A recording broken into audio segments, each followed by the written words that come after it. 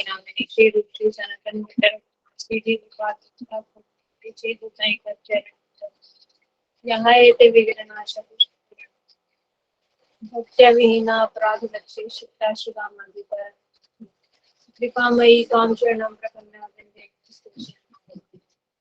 श्री कृष्ण चैतन्य प्रभु नित्यानंद श्री अद्वैत गदाधर श्री सभी गौर हरे कृष्ण कृष्ण कृष्ण हरे हरे हरे राम राम राम हरे कृष्ण कृष्ण कृष्ण हरे हरे हरे राम राम हरे कृष्ण कृष्ण कृष्ण हरे हरे हरे राम राम। सबसे पहले मैं अपने गुरुदेव के चरणों में अनंत कोटि दंडवत प्रणाम करती हूँ। उसके बाद पूज्य पाद सुंदर गोपाल जी को मेरा दंडवत प्रणाम, मेरे गुरु भाई बहनों को मेरा दंडवत प्रणाम और आप सभी कथा पासों को भी मेरा दंडवत प्रणाम। हरे कृष्ण। हम कृष्ण की ओर चलते चलते अब हम श्रीमद् भागवत जी में चल रहे हैं, है ना। श्रीमद् भागवत जी जो है ग्रंथ है जो हमें कृष्ण की ओर लेके जा रहा है। तो श्रीमद् भागवतम जी के भी अब हम 11वें स्कंद पे 11वें कैंटो यानी 11वें स्कंद पे आ गए हैं।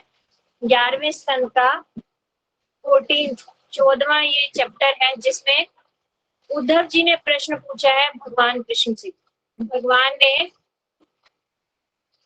यहाँ से जाने की अब तैयारी कर ली है इस धराधाम से, तो जाते जाते जो है भगवान उद्धव जी को कुछ शिक्षा देकर जा रहे हैं। तो उद्धव जी के प्रश्न उत्तर जो हैं ये इन्हीं को हम सुनेंगे इस आज के चैप्टर में। तो उद्धव जी का सबसे पहला प्रश्न जो भगवान से है, भगवान से बोल रहे हैं उद्धव जी, हे कृष्ण, वैदिक वांगमय की व्याख्या करने वाले विद्वान मुनिगण मनुष्य जीवन की सिद्धि के लिए अनेक विधियों की संस्तुति करते हैं। उन्होंने बोला कि हे केशव, जो भी हमारे ऋषि मुनि है ना, वो बहुत सारे रास्ते बताते हैं इस मनुष्य जीवन की सिद्धि को प्राप्त करने के लिए। मनुष्य जीवन हमें किसी विशेष कारण के लिए मिला है, ये हम सब जानते हैं। तो मनुष्य जन्म की सिद्धि कब होगी, मनुष्य जन्म सार्थक कब होगा, जब हम भक्ति करेंगे। तो भगवान की ओर चलेंगे, भगवान की ओर जाने के बहुत सारे रास्ते बताते हैं। हे प्रभु, इस नाना प्रकार के दृष्टिकोणों पर विचार करते हुए मुझे आप बतलाइए, सारी विधियां समान रूप से महत्वपूर्ण है अथवा उनमें से कोई सर्वश्रेष्ठ। तो ये उद्धव जी का प्रश्न नहीं, ये हम सबका भी प्रश्न है। कोई हमें कहता है बैठ के ध्यान लगाओ, आपको परमात्मा मिल जाएंगे, परमात्मा से आपको हम मिला देंगे, आइए आइए ध्यान लगाइए, हमारे ध्यान के शिविर लगे जाते हैं। और कोई क्या कहता है कि यज्ञ करो, 108 कुंडीय यज्ञ करते हैं ना बहुत लोग, कि आइए आइए यज्ञ करिए, गायत्री परिवार जिसे मेनली कहते हैं। तो यज्ञ के द्वारा भगवान बहुत जल्दी प्रसन्न होते हैं, आपको भगवान मिल जाएंगे, है ना। और अभी हम आपको मिले हैं, हम मिले हैं, हम क्या कह रहे हैं, केवल और केवल भगवान का नाम करो, नाम करने से भगवान मिल जाएंगे। हम आपको धीरे धीरे भक्ति के स्टेप्स बता रहे हैं। तो आपके मन में भी ये प्रश्न होगा कि हम जाएं तो जाएं कहाँ, भगवान की तरफ जाने के लिए अनेकों रास्ते हैं। तो ये उद्धव जी का नहीं, ये हम सबका प्रश्न है जो उद्धव जी ने कृपा करके हमारे लिए भगवान से पूछ लिया। तो उन्होंने बोला, शुद्ध भक्ति योग की स्पष्ट व्याख्या करो, शुद्ध भक्ति योग की स्पष्ट व्याख्या कर दो, जिससे भक्त अपने जीवन की सारी भौतिक संगति हटाकर अपने मन को आप पर एकाग्र कर सके। ऐसा कोई रास्ता बता दो कि केवल और केवल आप पर हमारा चित्र एकाग्र हो जाए, चित्त एकाग्र हो जाए, ऐसा कोई एक रास्ता बता दो।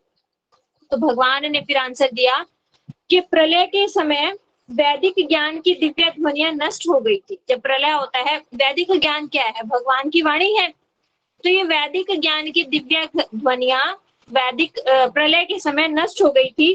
अतः जब फिर से सृष्टि बनी तो मैंने ये ज्ञान किसको दिया, ब्रह्मा जी को दिया। ब्रह्मा जी को भगवान ने चतुश्लोकी भागवत सुनाई, जिसके अंदर सारी भागवत का सार था। तो सबसे पहले ज्ञान किसको दिया, भगवान ने ब्रह्मा जी को दिया। और ब्रह्मा जी के बाद उनके ज्येष्ठ पुत्र मनु को ये ज्ञान मिला। मनु से फिर आगे सप्त ऋषि जो हमारे हुए हैं, ये भृगु ऋषि, कश्यप ऋषि, ये सब जो 7 ऋषि हुए हैं, इन सबको मनु से आगे ये ज्ञान मिला।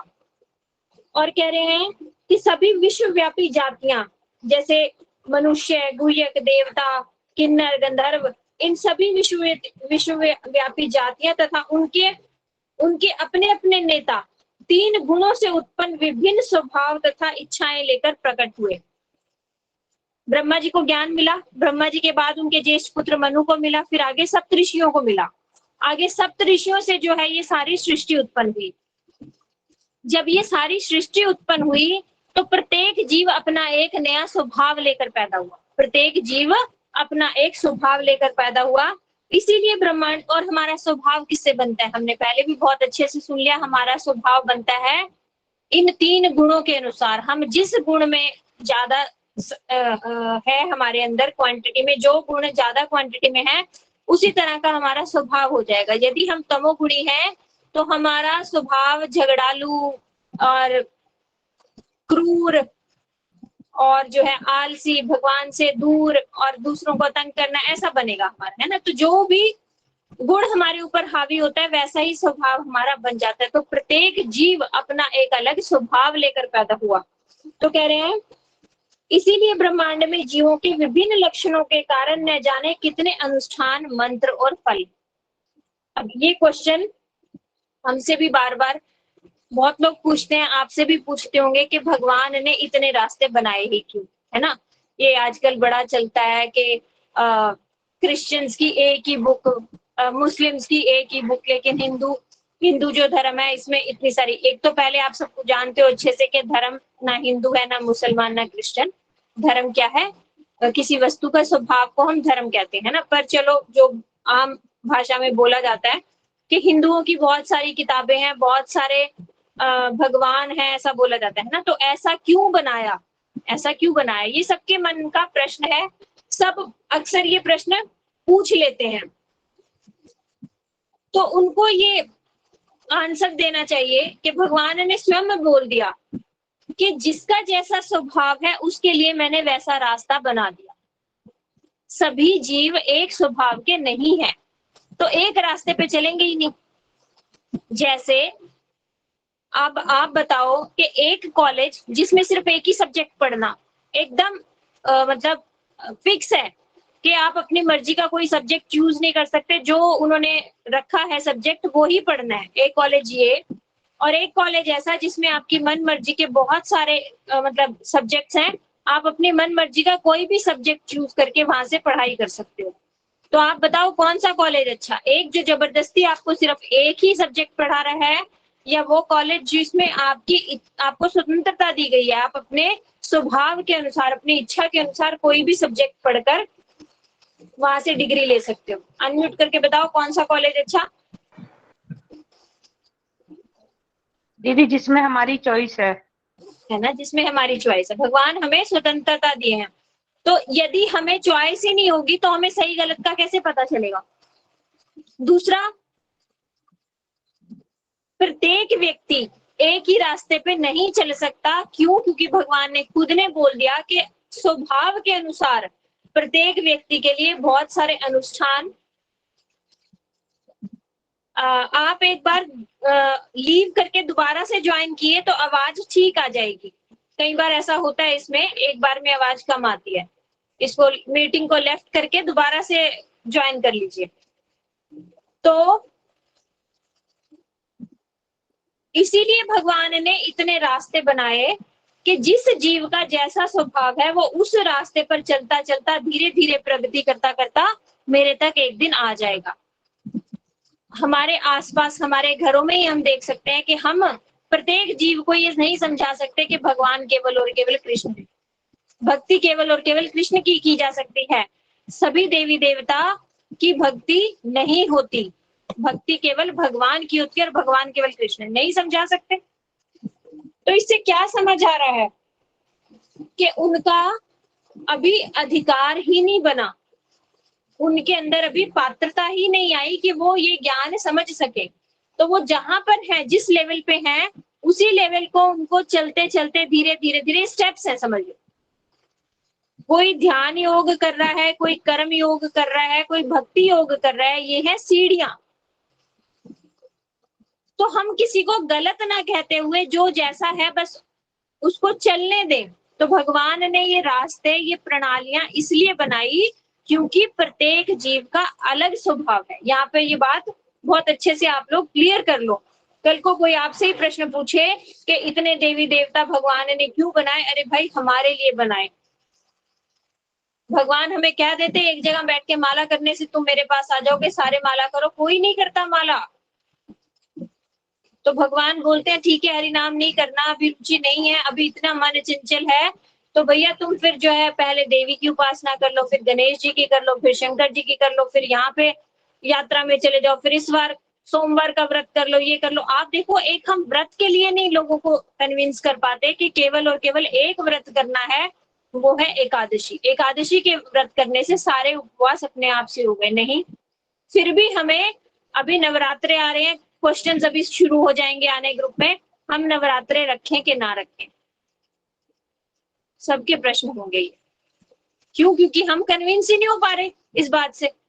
तो भगवान कह रहे हैं ठीक है, जहां है वहीं से चल, एक जन्म तू नवरात्रे रखते रखते काट दे, कम से कम इतना कर ले कि देवी दुर्गा से ये प्रार्थना कर ले, संसार मांगने की बजाय कि हे देवी दुर्गा मेरे को भक्ति दिलवा दो, जो आपके स्वामी हैं उनका हाथ मेरे से पकड़वा दो, मेरा हाथ वहां तक पहुंचा दो। तो इतनी कृपा करते, मतलब देवी मैया से संसार ना मांग के कम से कम इतना मांगो और आगे चलो धीरे धीरे। तो भगवान ने ये सब रास्ते क्यों बनाए?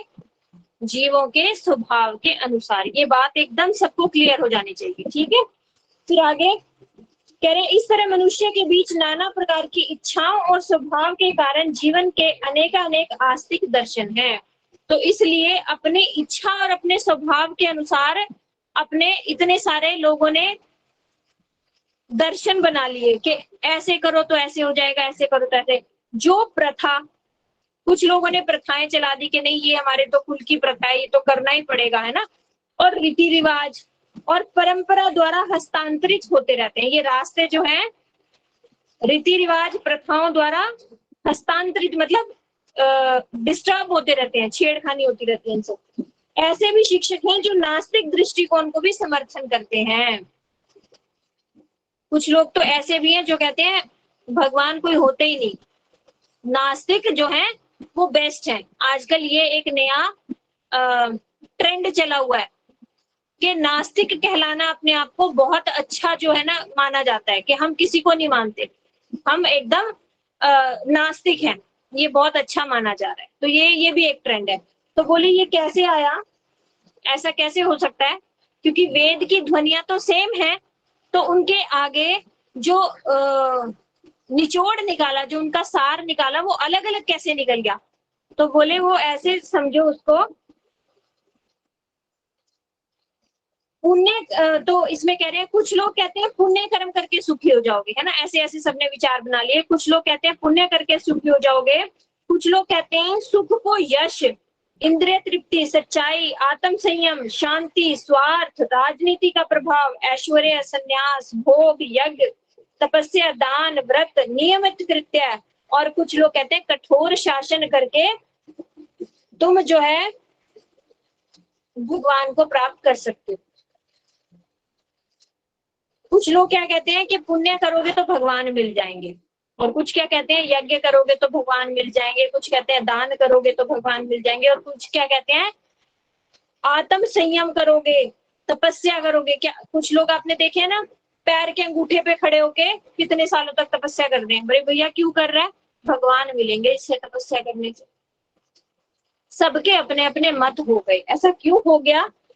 बोले इसको ऐसे समझो जैसे गंगा का किनारा है, गंगा के किनारे पर सेम मिट्टी है, सेम पानी है, लेकिन वहां पर कोई तो वृक्ष जो है विषैले वृक्ष उग गए, जिन्हें खाकर ही मर जाएंगे, विषैले वृक्ष उग गए, और कुछ फल के वृक्ष उग गए, कुछ सब्जियां उग गई। मतलब सेम मिट्टी और सेम पानी से भी अलग अलग वृक्ष उगे। तो इसी तरह वेद में से भी सबने अपने स्वभाव के अनुसार नए नए रास्ते निकाले, अपने स्वभाव और अपनी इच्छाओं से नए नए पथ बना लिए। तो कह रहे हैं जो लोग ये कह रहे हैं ना, ये भगवान बोल रहे हैं, जो लोग ये कह रहे हैं ना कि दान करने से सुख मिलेगा, पुण्य करने से सुख मिलेगा, ये सब सुख क्या है? अल्प सुख है। इनको ये बात पता नहीं है। बोले अभी मैंने जिन सारे पुरुषों का उल्लेख किया है वे अपने भौतिक कर्म के क्षणिक फल प्राप्त करते हैं। बोले जो मैंने अभी पीछे श्लोक में बताया ना कि कोई दान करके, कोई तपस्या करके, कुछ आत्म संयम करके, कुछ पुण्य करके अपने आप को जो सुखी होना चाहता है वो क्या है? अल्प सुख है, अल्प सुख। निस्संदेह में जिन नगण्य तथा दुखमय परिस्थितियों को प्राप्त होते हैं उनसे भावी दुख मिलता है और वे अज्ञान पर आधारित हैं। अपने कर्म फलों को भोग करते हुए भी ऐसे व्यक्ति शोक से पूरित हो जाते हैं। कह रहे हैं ये व्यक्तियों का शोक कभी दूर होगा नहीं। ये जो कर रहे हैं इनसे कभी भी दुख दूर होगा नहीं, और दुख जो थोड़ा बहुत दूर हो भी रहा है वो अल्प है। असली सुख कैसे मिलेगा? बोले हे विद्वान उद्धव, जो लोग समस्त भौतिक इच्छाएं त्याग कर अपनी चेतना मुझ में स्थिर करते हैं, अपनी चेतना मुझ में स्थिर करते हैं, वे मेरे साथ उस सुख में हिस्सा बटाते हैं जो इंद्रिय तृप्ति में संलग्न मनुष्यों के द्वारा अनुभव नहीं किया जा सकता। बोले अभी जो इतने सारे रास्ते बताए उन पर चलकर अल्प सुख मिलेगा, और जो बुद्धिमान व्यक्ति मुझ में अपनी चेतना को स्थिर करते हैं, बुद्धि लगाते हैं, उनको क्या मिलेगा? उनको मैं ऐसी संपत्ति का अधिकारी बनाऊंगा जो वो इंद्रिय तृप्ति वाले लोग सोच भी नहीं सकते। ऐसा सुख मैं दूंगा, ये भगवान कह रहे। फिर आगे बताया कि जो इस जगत में कुछ भी कामना नहीं करते, जो इस जगत में कुछ भी कामना नहीं करते, जिसने अपनी इंद्रियों को वश में करके शांति प्राप्त कर ली है, जिसकी चेतना सभी परिस्थितियों में एक सी रहती है, इसे कहते हैं ना सम बुद्धि होना। एक शब्द और अभी याद नहीं आ रहा, मतलब सुख और दुख, लाभ और हानि में वो समान रहता है। उसका चित्त चंचल नहीं होता कि सुख मिल गया तो बहुत प्रसन्न होना, दुख मिल गया तो बहुत अधिक दुखी होना। ऐसा नहीं होता। किसका? जिसकी बुद्धि भगवान में लगी हुई हो। क्यों? क्योंकि वो प्रत्येक समय भगवान में अपनी बुद्धि को लगाए हुए है, तो उसे समझ आ गया है, भगवान ने उसे ज्ञान दे दिया है कि सुख और दुख, लाभ और हानि है क्या? ये कुछ भी नहीं है, ये सिर्फ मन की सोच है। असली में लाभ होने से कुछ हो नहीं जाएगा और हानि होने से कुछ और हो नहीं जाएगा। तो हमें इनसे इतना प्रभावित नहीं होना चाहिए। तो कह रहे हैं जिसकी चेतना सभी परिस्थितियों में एक सी रहती है, जिसका मन मुझे पूर्णतः तुष्ट करता रहता है, उसका मन, उसके मन में क्या रहता है? भक्त के मन में कि भगवान को किस तरह से मैं संतुष्ट कर दूं। केवल और केवल एक ही इच्छा, एक ही अभिलाषा। वह जहां भी जाता है उसे सुख ही सुख मिलता है। तो ऐसे व्यक्ति के लिए दुख है ही नहीं। क्यों? दुख किसको है? जिसकी इच्छाएं हैं।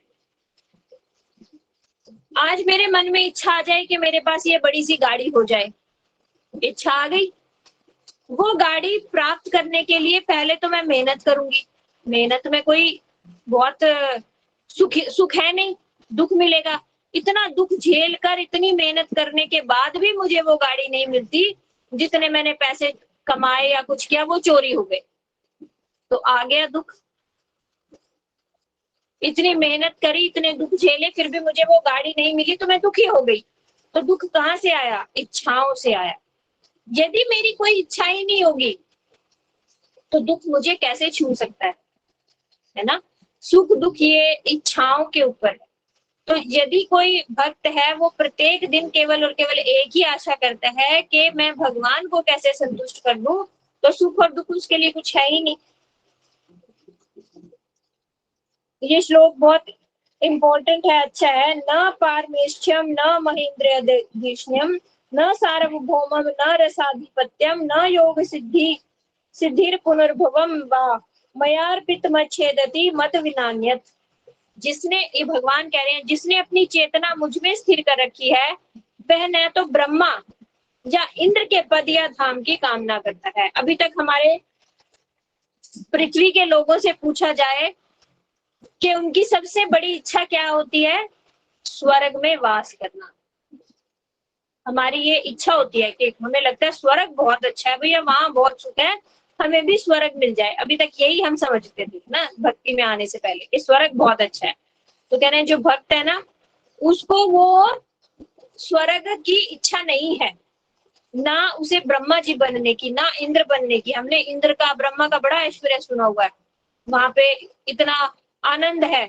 यहाँ पे जो आनंद है ना उससे करोड़ों गुना आनंद स्वर्ग में है, उससे ऊपर आनंद। फिर ऐसे ऐसे ये आनंद के लेवल बढ़ते रहते हैं। तो वहां पर यहाँ से आनंद तो है, लेकिन जो भक्त है उसे समझ आ गया है कि ये भी जो आनंद है वो अल्प सुख है, ये भी परमानेंट आनंद नहीं है। क्यों? क्योंकि वहां पर भी हमारे पुण्यों को एक किस्म से पुण्यों को खर्च करना है। जैसे जैसे हमारे पुण्य खत्म हो जाएंगे हमें वापस फिर यहीं पर आना है। तो कह रहे ना इंद्र के पद की धाम की कामना करता, ना इस पृथ्वी के साम्राज्य, और ना वो यहाँ के पूरा राजा बनना चाहता कि पूरे पृथ्वी का मैं राजा बन जाऊं, ये भी नहीं चाहता। ना निम्न लोक का श्रेष्ठ था, हमारे से जो निम्न लोक है नाग लोक और ये जहाँ के राजा बलि है सुतर लोक, जो उसमें भी कहते हैं बहुत भोग है, वहां पर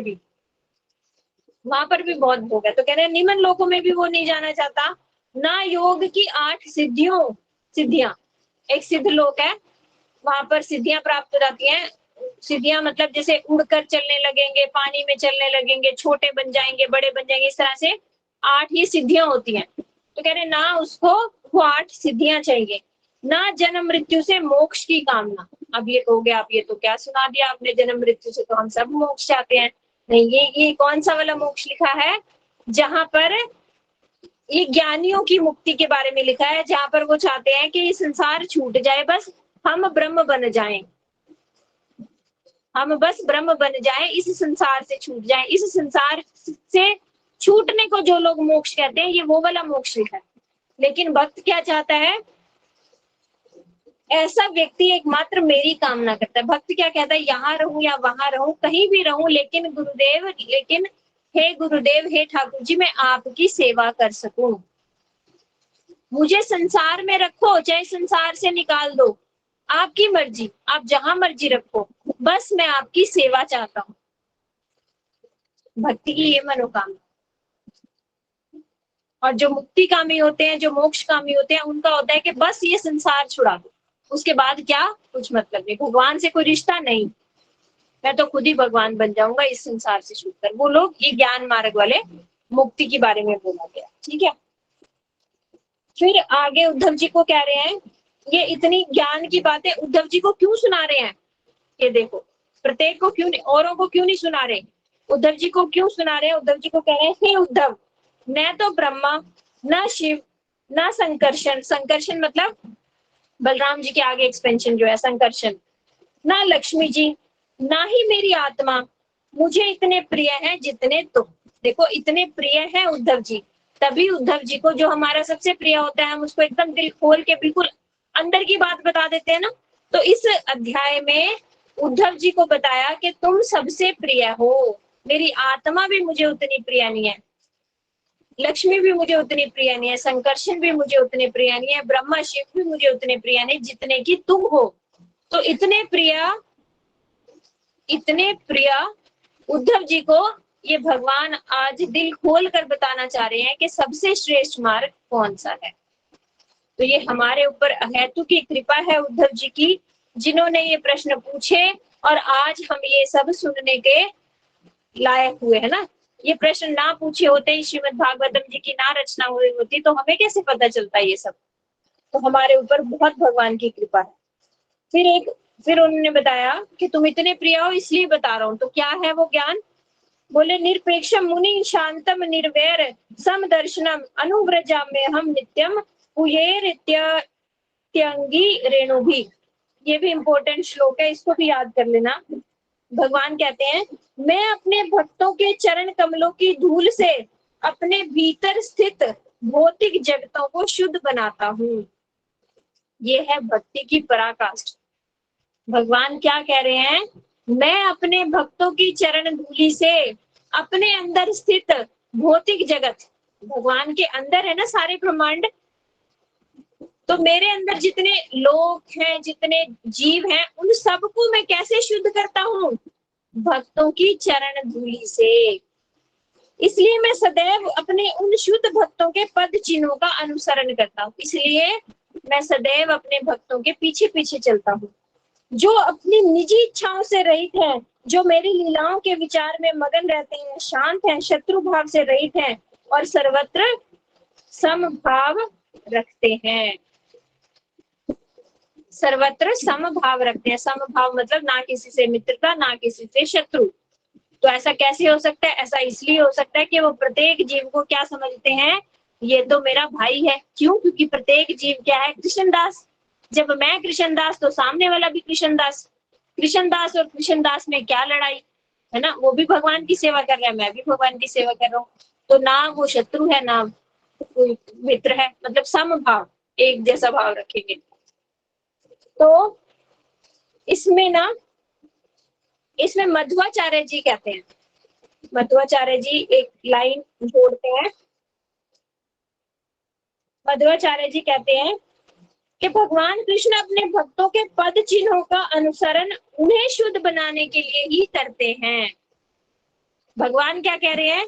मैं अपने को शुद्ध बनाने के लिए अपने भक्तों के पीछे पीछे चलता हूँ। मध्वाचार्य जी एक भक्त है ना, वो क्या कह रहे हैं कि भगवान अपने भक्तों को शुद्ध करने के लिए उनके पीछे पीछे चलते हैं। बोले कैसे? कह रहे जब वो चलेंगे तो भगवान के चरणों की भी तो धूली उड़ेगी ना, और भगवान के चरणों की धूली उड़कर उनके भक्तों के ऊपर गिरेगी। तो भगवान भक्त को पवित्र कर रहे हैं और भक्त भगवान को पवित्र कर रहे हैं। ये भगवान कह रहे हैं। भगवान कह रहे हैं कि मुझे भक्त पवित्र कर रहे हैं, और भक्त क्या कह रहे हैं? हमें भगवान पवित्र कर रहे हैं। यहाँ पर एक गुरुजी एक बताते थे कि यदि हम किसी का ऋण चुका ही ना सके, हमने किसी से ऋण ले लिया और वो हम उसका ऋण चुका ही नहीं पा रहे किसी भी तरह से, और ऋण और ऋण और ऋण वो दे जा रहा, हम उसका ऋण चुका ही नहीं पा रहे, तो क्या करना होता है? उसके चरणों की धूली यदि हम अपने सर पे लगा लें तो हम उसके कुछ ऋणी होंगे। तो यही भगवान का भक्तों के साथ संबंध है कि जब भगवान अपने भक्त के पास आते हैं, बोलते हैं मैं तेरी सेवा से बहुत प्रसन्न, मांग क्या मांगना है? तो भक्त पता है क्या कहता है? हे प्रभु कुछ नहीं चाहिए, आप थोड़ी देर बैठो। इस सारा संसार में तो आप भागते फिरते हो, किसी को कुछ देना, किसी को कुछ देना, सारा संसार आपसे सारा दिन सेवा ही करवाता रहता है। ये दे दो, ये दे दो, ये दे दो, ये दे दो, आप उसको ये दे रहे हो, ये दे रहे हो, आप सारा दिन तो भागते हो। आप थोड़ी देर तो मेरे पास बैठो, मैं आपकी चरण सेवा कर दूं, आप थक गए होंगे। भगवान बैठ गए, भगवान की चरण सेवा करी। भगवान बोले मुझे बहुत अच्छा लग रहा है, अब बता तुझे और क्या दूं, तुझे क्या दूं, अब मुझसे कुछ मांग ले। तो फिर भक्त क्या कहता है? अरे भगवान आप थक गए होंगे, थोड़े से हाथ और दबा दूं, आपके कमर और दबा दूं, आपका सर और दबा दूं। तो जितनी बार भी भगवान कुछ देने की कोशिश करते हैं, भक्त उतनी बार ही उनसे सेवा मांग लेता है। तो फिर भगवान क्या करेंगे ऐसे भक्त के लिए? ऐसे भक्तों के लिए लिखा है कि भगवान उनके पीछे पीछे चलते हैं उनके चरणों की रज को प्राप्त करने के लिए। ऐसे भगवान दयालु कृपालु और ऐसे भक्त हैं जो अपने भक्ति के वश में भगवान को कर लेते हैं।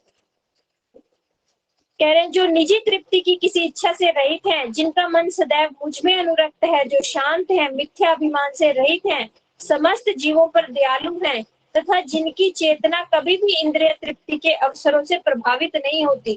तो यहाँ भी देखना, एक व्यक्ति जिसके पास कुछ है ही नहीं, अगर वो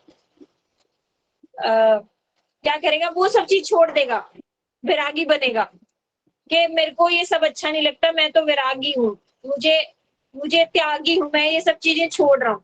उसका महत्व नहीं है। महत्व किसका है?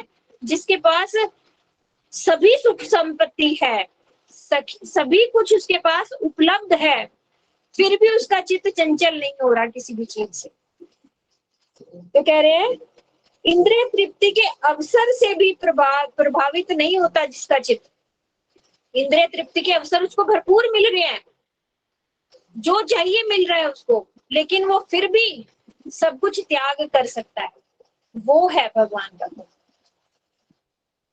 ऐसे व्यक्ति मुझ में ऐसा सुख पाते हैं जिसे वे व्यक्ति प्राप्त ही नहीं कर पाते या जान ही नहीं पाते, जिन्हें भौतिक जगत से विरक्ति का अभाव है। जो लोग संसार में फंसे हुए हैं वो जीव भक्तों के सुख को समझ ही नहीं पाते कि भक्तों को क्या सुख मिलता है। ऊपर से देखने में क्या लगता है, सुदामा जी कितने गरीब, कुछ है नहीं उन्हें, कितने दुखी बेचारे गरीब ब्राह्मण, लेकिन सुदामा जी अपने अंदर में कितने सुखी हैं, ये हम भौतिक इंद्रियों में फंसे हुए लोग, संसार में फंसे हुए लोग जान ही नहीं पाते। जो सुख उन्हें प्राप्त है ना, वो सुख इस संसार के सुख का करोड़ों गुना, मतलब उसकी तुलना ही नहीं है। एक पलड़े में अगर संसार का सारा सुख आप रख दो और एक पलड़े में भक्ति के सुख की एक बूंद भी रख दो, तो वो एक बूंद ऊपर होगा और इस संसार का सुख नीचा हो जाएगा। ऐसा सुख भगवान कह रहे हैं, भौतिक इंद्रिय तृप्ति में फंसे हुए लोग उस सुख की कल्पना भी नहीं कर सकते, उन्हें कितना आनंद आ रहा है ना। ऊपर से लगता है कि भगवान जो है ना अपने भक्तों की बड़ी परीक्षा लेते हैं। जो भगवान का नाम ले, भगवान की तरफ बढ़े, उस पे तो मुसीबतों के पहाड़ ही टूट पड़ते हैं। लेकिन वो किसको लग रहा है मुसीबत का पहाड़? वो संसार में फंसे लोगों को लग रहा है। अगर भक्त से पूछा जाए भैया तो दुखी है? नहीं, भगवान की कृपा है। जो भक्त होगा ना वो कभी अपना दुख रोएगा नहीं, ये हो गया, ये हो गया, ये हो गया। अरे जो हो गया वो हमारे कर्मास, अच्छा है जितनी जल्दी कट जाए। प्रत्येक परिस्थिति में क्या कहता है, भगवान की कृपा है। फिर आगे भगवान बोल रहे हैं, हे उद्धव, यदि मेरे भक्त पूरी तरह से अपने इंद्रियों को जीत नहीं पाते, यदि कोई ऐसा भक्त है जो इंद्रियों पे वश नहीं कर पाता, तो भौतिक इच्छाओं द्वारा सताया जा रहा है। अभी जो है ये बीच वाले भक्त जो भी मतलब परफेक्ट नहीं बने, परफेक्शन उनके अंदर आई नहीं, अभी रास्ते में चल पड़े हैं, परफेक्ट हुए नहीं है, संसार से वैराग्य आया नहीं है, तो क्या है, संसार की इच्छाएं सता रही हैं, किंतु मेरे प्रति अविचल भक्ति के कारण मैं इंद्रिय तृप्ति द्वारा परास्त नहीं किया जाएगा। मन में इच्छाएं तो है कि मैं ये भोगूं, लेकिन उसी पल भगवान का सहारा भी आ जाता है। भगवान हमें बुद्धि दे देते हैं, हरि कथा सुनवा देते हैं, किसी से कुछ हमें ऐसा पढ़वा देते हैं ग्रंथों में, जिससे हम अपने आप को बैठ के दिखाते हैं, हे भगवान तूने ये इच्छा कर ली फिर से, अरे मूर्ख ये इच्छा क्यों कर ली। तो कह रहे इससे, ये गीता जी में भी श्लोक है ना इसी से रिलेटेड, कि भक्त का कभी भी विनाश नहीं होता। तो कह रहे कैसे, कह रहे उदाहरण से समझो, जैसे कोई रोगी है तो वो दवाई खाते खाते खाते खाते अगर दवाई नहीं छोड़ेगा तो एक दिन स्वस्थ हो जाएगा ना, ये गारंटी है। अभी पूर्ण रूप से ठीक नहीं हुआ, अभी बुखार गया है, खांसी जुकाम अभी बाकी है, लेकिन दवाई खाना नहीं छोड़ रहा, तो दवाई खाते खाते खाते जिस तरह से एक दिन पूर्ण रोग ठीक हो जाएगा, उसी तरह भक्त भक्ति करते करते एक दिन संसार से पूर्ण विरक्त हो जाएगा। यदि अभी बीच में भी है, उसको इंद्रियां तृप्ति सता भी रही हैं, तो भी कोई बात नहीं, वो हारेगा नहीं, है ना, क्योंकि भगवान उसकी व्यवस्था कुछ ना कुछ कर देंगे। एक और श्लोक बहुत इंपॉर्टेंट है, यथाग्नि सुसमृद्धार्ची करोत ये धांसी भस्मसात तथा मद्विष्या भक्ति रुद्ध विनाशी तृप्त। हे उद्धव, जिस तरह दधकती अग्नि ईंधन को जलाकर राख कर देती है, उसी प्रकार मेरी भक्ति भक्तों द्वारा किए गए पाप कर्मों को पूर्णतः नाश कर देती है। जैसे अग्नि होती है ना, अग्नि में लकड़ियां डाल दो तो वो लकड़ियां एकदम राख बन जाएंगी, उसी तरह भक्ति शुरू करते ही हमारे कर्म फल नष्ट हो जाएंगे, केवल और केवल भक्ति से। कह रहे यदि ऐसा कोई भक्त, वो पहले वाले श्लोक से रिलेटेड करके कह रहे हैं, कोई ऐसा भक्त मृत्यु को प्राप्त हो जाए, अभी परफेक्ट हुआ नहीं, बीच में ही मृत्यु को प्राप्त हो जाए, तो उसका कुछ नाश होगा नहीं, अगले जन्म में वो फिर वहीं से भक्ति शुरू करेगा। भक्ति का कभी भी नाश नहीं होता। भक्ति मतलब क्या, चित्त वृत्ति, सेवा वृत्ति आना, इस चित्त में सेवा वृत्ति आना, वो है भक्ति। तो कह रहे हैं हे उद्धव, भक्तों द्वारा की जाने वाली मेरी शुद्ध भक्ति मुझे अपने वश में करने वाली है। अब यहाँ पर ये बात समझनी पड़ेगी, शुद्ध भक्ति बोला है, किसी देवी देवता की भक्ति नहीं बोला, सकाम भक्ति नहीं बोला कि हम भक्ति कर रहे हैं लेकिन इस संसार की किसी इच्छा को रख कर रहे हैं, वो भक्ति है ही नहीं। या आरोप सिद्धा भक्ति, आरोप सिद्धा भक्ति मतलब हम बस एक आरोपित कर रहे हैं कि जैसे मन में इच्छा है कि मेरा वेट कम हो जाए इसलिए एकादशी को निर्जल रहूंगी, तो बाहर से क्या लग रहा है, अरे वाह कितना बड़ा भक्त निर्जल रह रहा है, तो हमने ये आरोपित कर दिया, लेकिन इच्छा तो हमारी वेट लूज करने की है, तो ये आरोप सिद्धा भक्ति हो गई।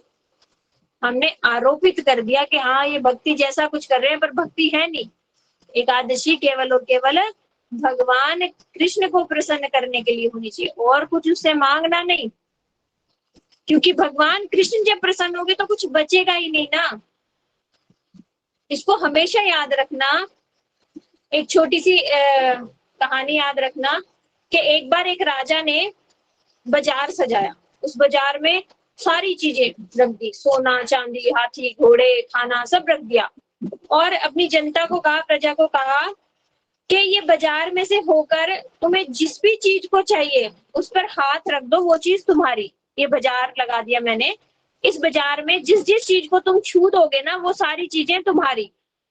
तो कोई व्यक्ति सोने को छू रहे, कोई खाने को छू रहे, कोई हाथी घोड़ा ले रहे, जिसको टच कर रहे वो राजा के लोग उसको दिए जा रहे, ये ले तेरा।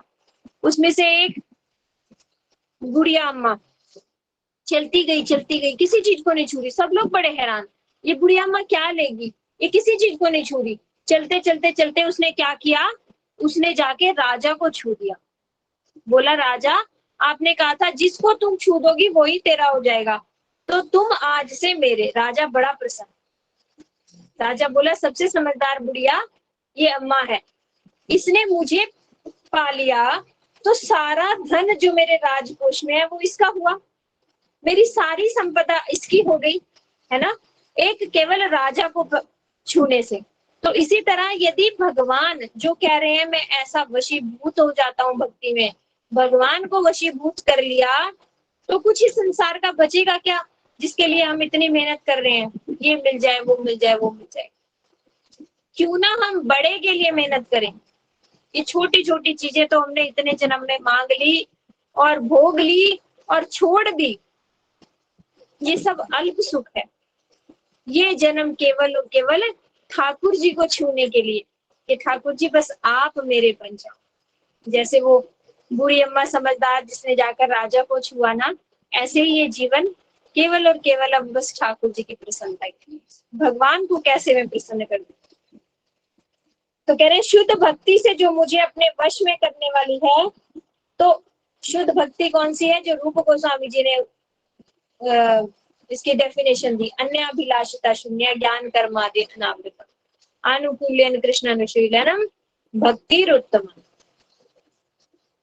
जिसमें कोई अभिलाषा ना हो, कोई इच्छा ना हो, जिसमें ज्ञान और कर्म भी, ज्ञान मार्ग भी ना हो कर्म मार्ग भी ना हो, और जो भगवान के लिए अनुकूल है वो हम करें और प्रतिकूल को त्याग दें, यही भक्ति उत्तमा भक्ति है। तो कह रहे हैं सांख्य योग, शुद्ध कार्य, वैदिक अध्ययन, तप, वैराग्य, इन सारे रास्तों में लगे हुए व्यक्ति द्वारा मैं कभी भी वशीभूत नहीं होता। जो ज्ञान मार्ग में चल दे, जो कर्म मार्ग में चल दे, तप मार्ग में चल दे, इन सब के द्वारा मैं, इन सब में से किसी के द्वारा भी मैं वशीभूत नहीं होता। तो वशीभूत किसके द्वारा होता हूँ, केवल और केवल शुद्ध भक्ति से। तो कह रहे हैं शुद्ध भक्ति कैसे करें हम, मुझ पर पूर्ण श्रद्धा से युक्त शुद्ध भक्ति का अभ्यास करके ही मुझे भगवान को प्राप्त किया जा सकता है। मैं स्वभावतः उन भक्तों को प्रिय हूँ जो मुझे अपनी प्रेमा भक्ति का एकमात्र लक्ष्य मानते हैं। ऐसी शुद्ध भक्ति में लगने से चंडाल तक अपने निमन जन्म के कलमश से अपने को शुद्ध कर सकता है। बोले शुद्धा भक्ति में जो लग जाता है मैं केवल और केवल उसी के कंट्रोल में आता हूँ।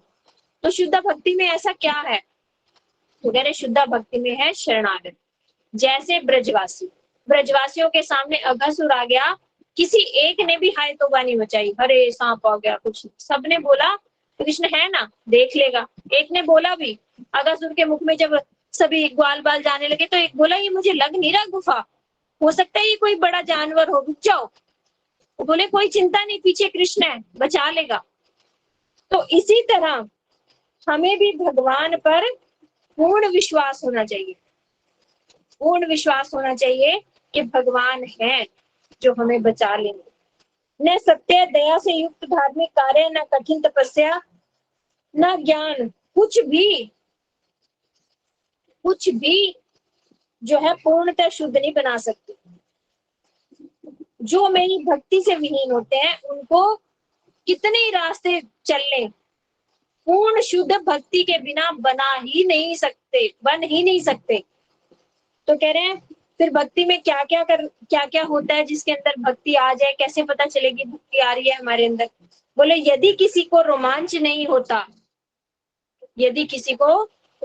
नहीं होता, उसका हृदय द्रवित कैसे हो सकता है? और यदि हृदय द्रवित नहीं होता तो आंखों से प्रेम अश्रु कैसे बह सकते हैं? सबसे पहले रोमांच होता है गूज बम्स आना, मतलब हमारे रोंगटे खड़े हो जाना। रोंगटे खड़े होंगे तो हृदय द्रवित होगा, और हृदय द्रवित होगा तो आंखों से प्रेम अश्रु बहेंगे। यदि कोई आध्यात्मिक सुख में चिल्ला नहीं उठता तो वह भगवान की प्रेमा भक्ति कैसे कर सकता है? और ऐसी सेवा के बिना चेतना शुद्ध कैसे हो सकती है? तो देखो कैसी भक्ति करनी पड़ेगी। भक्त कैसे होते हैं? वह भक्त जिसकी वाणी कभी रुद्ध हो जाती है, जिसके हृदय द्रवित हो उठता है, वह निरंतर चिल्लाता है, कभी हंसता है, जो लज्जित होता है जोर से चिल्लाता है, फिर नाचने लगता है। इस तरह से मेरे भक्ति में स्थित भक्त सारे ब्रह्मांड को शुद्ध कर देता है। ऐसा भक्त जो है ना सारे ब्रह्मांड को शुद्ध कर देता है। कहाँ एग्जाम्पल? सारे को शुद्ध का एग्जाम्पल हमारे गुरु वर्ग में से स्वामी महाराज जी का एग्जाम्पल लेते हैं। स्वामी महाराज जी गए विदेश में, वहां पर उन्होंने देखा सबसे खराब व्यक्ति कौन है। उस समय हिप्पीज का जमाना था। हिप्पीज जो लोग थे वो सरकार की नाक में उन्होंने दम कर रखा था, ना कमाते थे ना कुछ थे, सारा दिन शराब पीना और सड़कों पे पड़े रहना और चोरी करना और सारे गलत काम करना। तो हिप्पी से वो बहुत परेशान थी वहां की सरकार। तो प्रभुपाद जी ने सबसे पहले निशाना उन्हीं लोगों को बनाया, हिप्पीज को हैप्पी कर दिया। कैसे? कृष्ण प्रेम देकर। तो उन्होंने बैठे बैठे पूरे मतलब वहां के एरिया को शुद्ध कर दिया ना प्रभुपाद जी ने अपने शुद्ध चेतना के द्वारा। तो ऐसा जो भक्त जहां पर जाता है उसके आसपास के लोगों के ऊपर भी उनका प्रभाव पड़ता है। तो वो कैसे उनका सबका हृदय परिवर्तन करके प्रभुपाद जी ने चेंज कर दिए ना लोग। तो इस तरह से भगवान ने बोला ऐसा कोई शुद्ध भक्त जो होगा ना, जो भगवान के प्रेम में रोएगा, चिल्लाएगा, हंसेगा, प्रेमाश्रु बहाएगा, ऐसा भक्त ब्रह्मांड को शुद्ध कर सकता है। फिर कह रहे हैं इस भक्ति से चेतना कैसे शुद्ध होती है? कह रहे जैसे सोने को पिघलाया जाता है ना, सोने के अंदर जो अशुद्धियां मिलती हैं उसको शुद्ध करने के लिए पिघलाया जाता है। उसको कोई साबुन लगा के घिस के नहीं सोना चमका दिया जाता। सोने को अग्नि में तपाया जाता है तो सोना शुद्ध हो जाता है। जिस तरह आग में पिघलने से सोना अपनी अशुद्धियां त्याग कर शुद्ध चमक प्राप्त कर लेता है, उसी तरह भक्ति योग की अग्नि में लीन आत्मा पूर्व सकाम कर्मों से उत्पन्न सारे कल्मशों से शुद्ध हो जाती है। तो ये भक्ति योग की जो अग्नि चलेगी ना हमारे अंदर, उससे हमारे चित्त की सारी अशुद्धियां नष्ट हो जाएंगी। तो ये भक्ति योग की अग्नि क्या है? ये है हमारे ठाकुर जी की विरह अग्नि। जो भक्त होता है उसके अंदर विरह भी आता है। क्यों? क्योंकि जब प्रेम होगा तो विरह भी होगा। विरहा अग्नि से ये सारी अशुद्धियां खत्म हो जाती हैं और वैकुंठ में मेरी सेवा करने के लिए वो पद प्राप्त कर लेता है। कह रहे हैं और कैसे, जैसे आंखों में जो बीमारी हो जाती है तो उसमें दवाई डाली जाती है ना, जैसे पहले तो सूरमा डालते थे, अंजन बोलते हैं, तो अंजन डालने से वो धीरे धीरे रोशनी वापस आ जाती है आंखों की, आंखों से दिखने लगता है। उसी तरह जब चेतनामय जीव साधारण जीव नहीं बोले, साधारण जीव हरि कथा में आएंगे ही नहीं। जिनकी चेतना थोड़ी सी विकसित हो गई है वो लोग भक्ति में आएंगे, उनको समझ आएगा कि हाँ इसकी कितनी जरूरत है। तो बोले चेतनामय जीव मेरे यश को, पुण्य गाथाओं को श्रवण और कीर्तन द्वारा अपने भौतिक कलमश को धो डालता है। तो ये जो अनर्थ निवृत्ति होती है ये इस तरह से होती है। अनर्थ क्या, जो अशुद्धियां हैं हमारे चित्त में, वो सब भगवान की कथाओं से, कथाओं का भी क्या, सुनना और बोलना।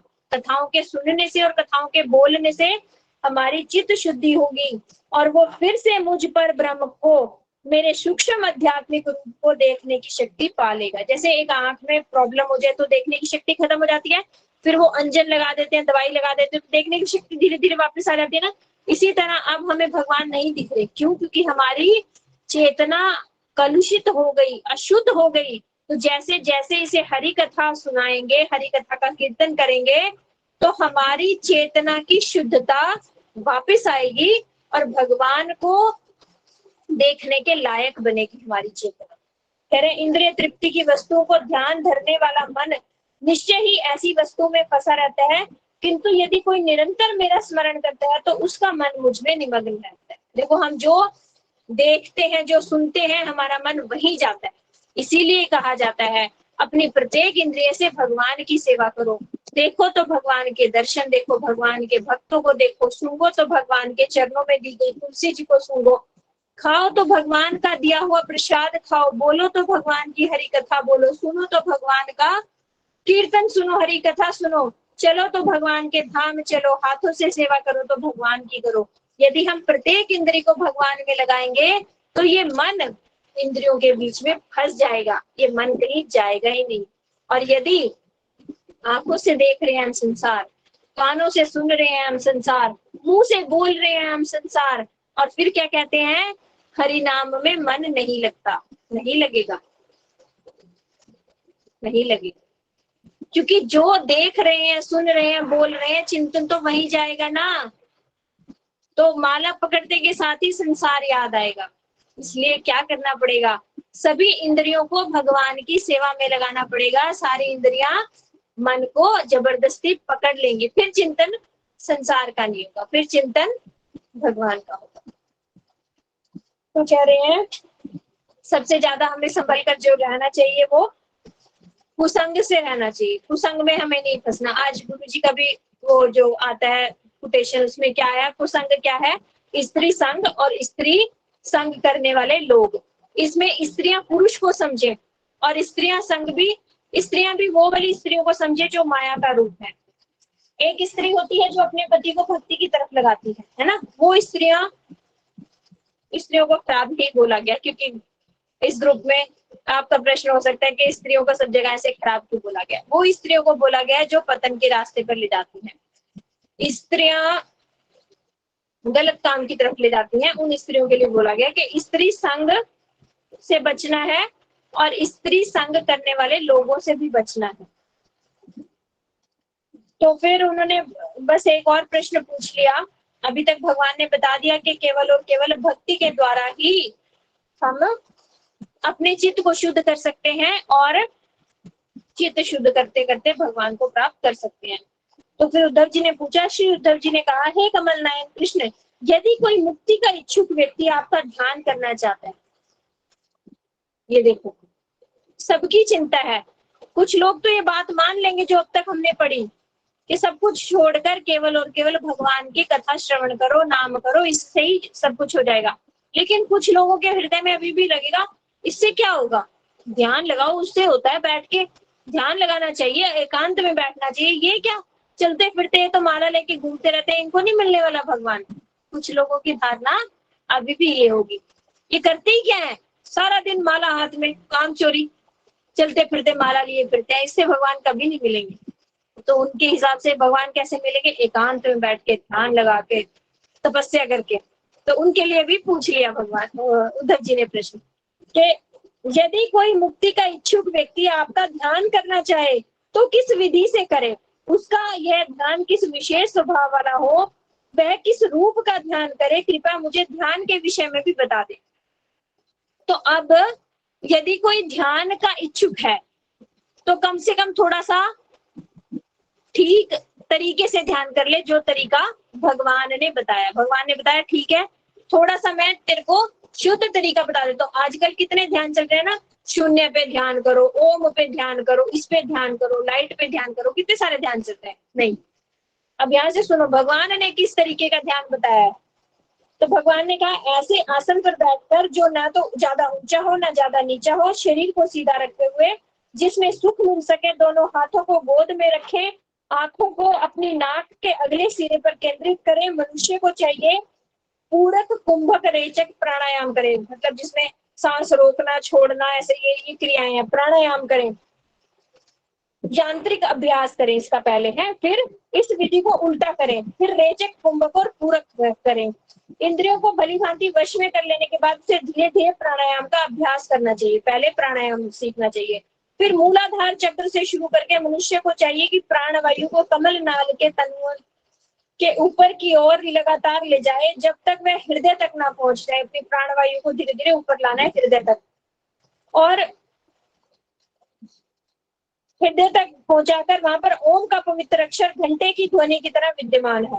जहां पर हमारे यहाँ पे ओम की ध्वनि विद्यमान है, इस तरह उस अक्षर को लगातार ऊपर की ओर 12 उंगल की दूरी तक उठाते जाना चाहिए, और वहां पर ओमकार का अनुस्वार समेत उत्पन्न 15 ध्वनियों से जोड़ देना चाहिए। ओमकार में स्थित होकर मनुष्य को चाहिए सूर्योदय, दोपहर और सूर्यास्त के समय 10-10 बार प्राणायाम को सतर्कता पूर्वक अभ्यास करें। इस तरह 1 महीने के बाद वह प्राणवायु पर विजय पा लेता है।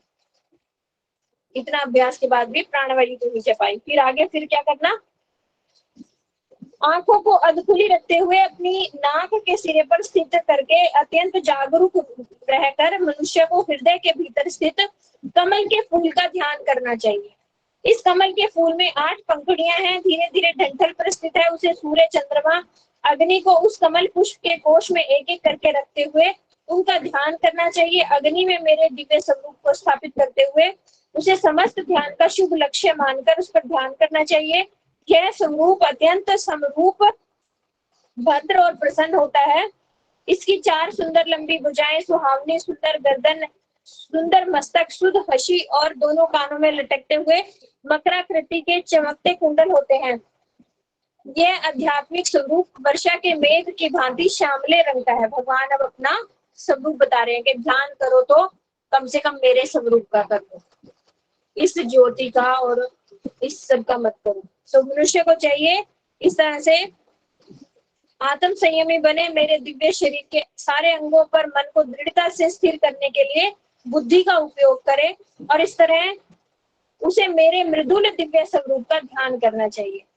कह रहे हैं जिसने अपने मन को मुझ में पूरी तरह स्थिर कर लिया, उसे चाहिए कि वह अपनी आत्मा के भीतर भगवान को देखे और भगवान के भीतर अपने आप को देखे। देखो हमारे अंदर परमात्मा है और परमात्मा के अंदर भी हम है ना। तो कह रहे हैं अपनी आत्मा के अंदर भगवान को देखे और भगवान के अंदर अपनी आत्मा को देखे। जिस तरह से सूर्य के अंदर सूर्य की किरणें हैं और किरणों के अंदर सूर्य है ना, तो जिस तरह सूर्य की किरणों को सूर्य से पूर्णतः संयुक्त देखा जा सकता है। जब योगी इस तरह से अत्यधिक एकाग्र ध्यान से अपने मन को अपने वश में करता है तो भौतिक वस्तुओं से, ज्ञान कर्म से उसकी भ्रामक पहचान तुरंत समाप्त हो जाती है। वांछा कल्पतरुभ्यश्च कृपा सिंधुभ्यश्च पतितानां पावनेभ्यो वैष्णवेभ्यो नमः। भगवान ने ऐसे बताया कि सर्वश्रेष्ठ जो रास्ता है वो है भक्ति योग का। भक्ति के द्वारा ही भगवान को वशीभूत किया जा सकता है और कोई रास्ता नहीं। आज हमने ये सुना। तो आज का सेशन हम यही विराम करते हैं। वांछा कल्पतरुभ्यश्च कृपा सिंधुभ्यश्च पतितानां पावनेभ्यो वैष्णवेभ्यो नमः। हरि बोल। आपका किसी का कोई प्रश्न? मैया हमने तो सुना जो स्त्री होती है वो क्या है? कृष्ण मात्र पुरुष बाकी सब स्त्री है।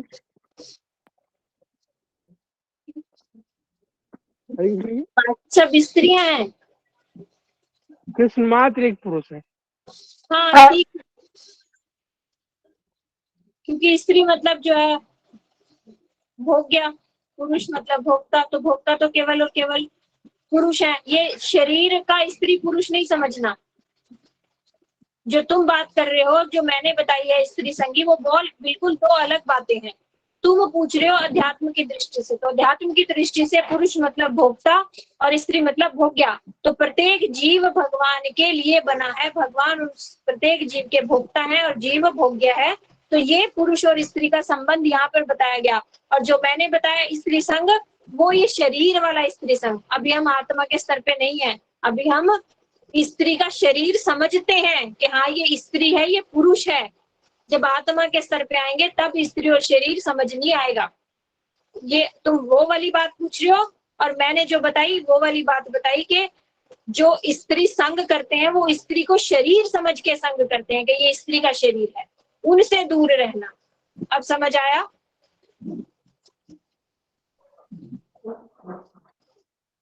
समझ आ गया गर्वित? आ गया। ठीक है। और किसी का कुछ प्रश्न?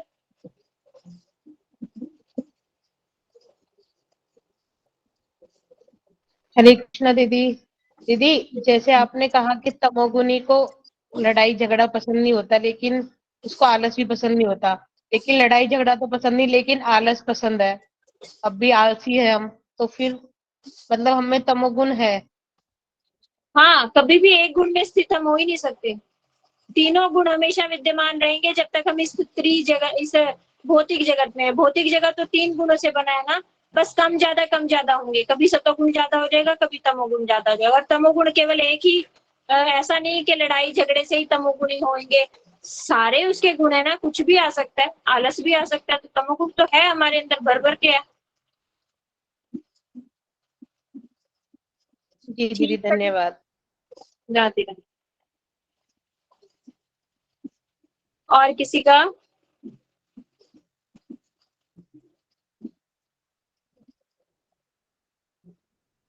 ठीक है, फिर आज को हम ये विराम करते हैं सेशन को। वांछा कल्पतरुभ्यश्च हरि बोल। मंजरी कोई प्रश्न?